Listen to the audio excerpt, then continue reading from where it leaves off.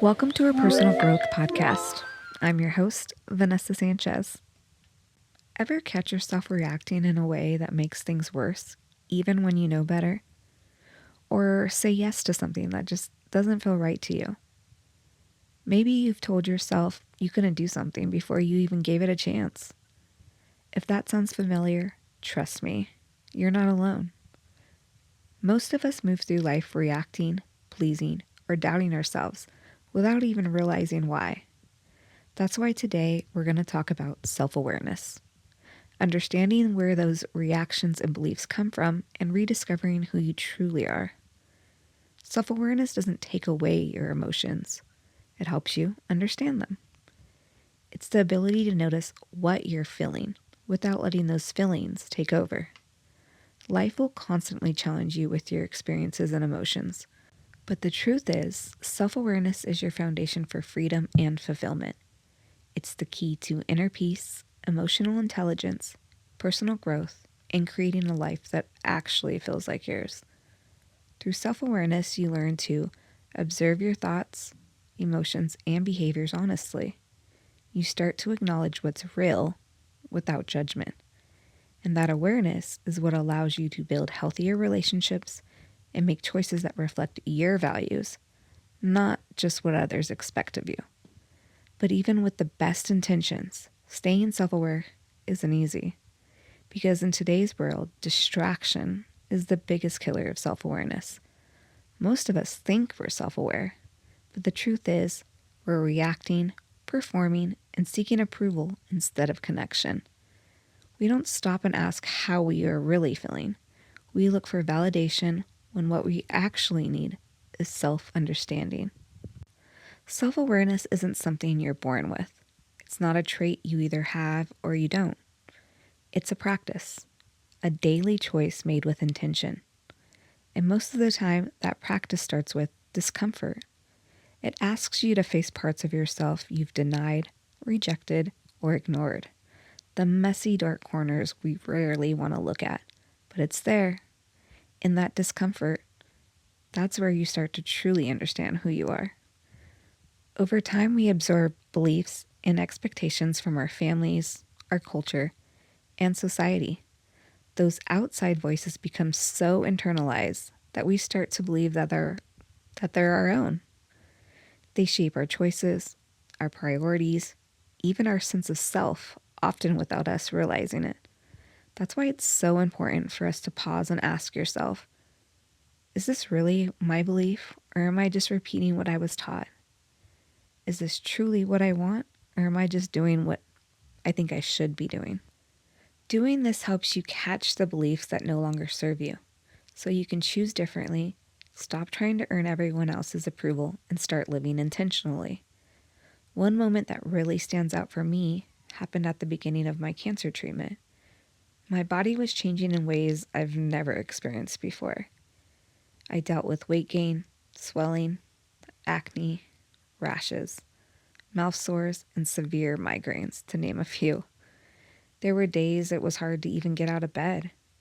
Looking in the mirror, I often didn't even recognize myself. I couldn't do the things I used to, and I didn't even have the energy for even the simplest routines. Seeing that reflection, the version of me that didn't feel like me, was one of the hardest parts. And on top of that, there was the weight of uncertainty, not knowing if the treatments would work or if I would ever feel like myself again. What helped me during that time was using one of my greatest tools, the ability to observe my thoughts. I started noticing how often I criticized myself. Instead of forcing those thoughts away, I created space for awareness, a space where I could choose gratitude instead of judgment. I realized that these changes in my body weren't my enemy. They were proof my body was fighting for me, keeping me alive. It didn't erase the pain or make everything suddenly better, but it gave me perspective. It reminded me that even if I couldn't control my circumstances, I still had control over how I chose to respond. What I was experiencing wasn't something I could fix. It was simply a side effect of a body doing everything it could to keep me here. Even now, as I deal with some of these challenges, I would see this all so differently if it wasn't for self-awareness. Without it, my worth would still be tied to how I looked or how I felt on any given day. Self-awareness gave me my power back. It taught me compassion for myself, and most importantly, it gave me peace. I mean, that's what this is really about. We need to notice our thoughts clearly enough to respond with peace rather than reacting automatically. It's not about forcing positive thinking. It's about cultivating realistic awareness. Experiences like these really show why self-awareness matters. It doesn't happen overnight. It took me years to get to a place where I can catch my thoughts that fast. It came from consistent practice and honest reflection. The good news is you don't have to wait for a crisis or hit rock bottom to start. These simple practices will help you slow down, notice your patterns, and choose differently. The first thing to focus on is pausing before reacting. When something triggers you, pause and ask, why am I feeling this way? And what is this showing me about me? Next, we're going to journal without judgment. Awareness lives in truth. It's time to write honestly about what you feel, even if it's messy or uncomfortable.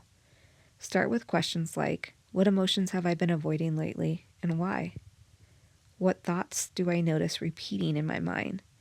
And the last time I was triggered, what was really underneath that feeling? Third, try to spend a few minutes in silence each day. No phone, no music, no distractions. Just you and your thoughts. You might be surprised by what silence can show you. When everything gets quiet, notice what emotions come up. The things you may have been avoiding often speak the loudest in stillness. And last, take a look at your shoulds. Take a moment to question all the things that you feel you should be doing, feeling, or achieving. Ask yourself, is this coming from a genuine desire or from pressure and expectation?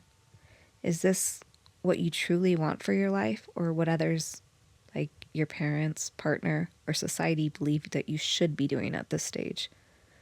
Often our shoulds are rooted in guilt, fear, or the pressure to meet somebody else's standards. Becoming aware of them helps us understand our own internalized beliefs and create space for more authentic choices, ones that align with who we are today, not who we've been told to be. As you continue on your personal growth journey, you begin to understand yourself more deeply. You start noticing the internalized beliefs you've carried since childhood, the ones that can quietly shape how you see yourself and your worth if left unchecked. When you begin to see yourself clearly, you might notice a little resistance. That quiet voice that says, you're fine as you are, or the uncomfortable feelings that might make you defensive or uneasy. That is your ego. The part of you that wants to keep you safe and protect the internalized beliefs. If you're not aware of your ego, it can hold you back, keeping you stuck in old stories and patterns that were never yours to begin with. Self-awareness is the first step to recognizing your thoughts, ego, and creating space for growth that actually reflects who you are. That's what we'll explore next time. How the ego works and how to work with it instead of against it. For now, take a moment to notice your thoughts. Don't try to change them. Simply observe. And remember, it's okay to change your mind. It's okay to outgrow beliefs you once held, to shift your perspective as you gain new understanding, and to release what no longer is aligned with who you are. If you enjoyed this episode, take a moment to follow, leave a review, or share it with someone you love. I'd love to know which part spoke to you the most. All right, talk to you soon. Bye.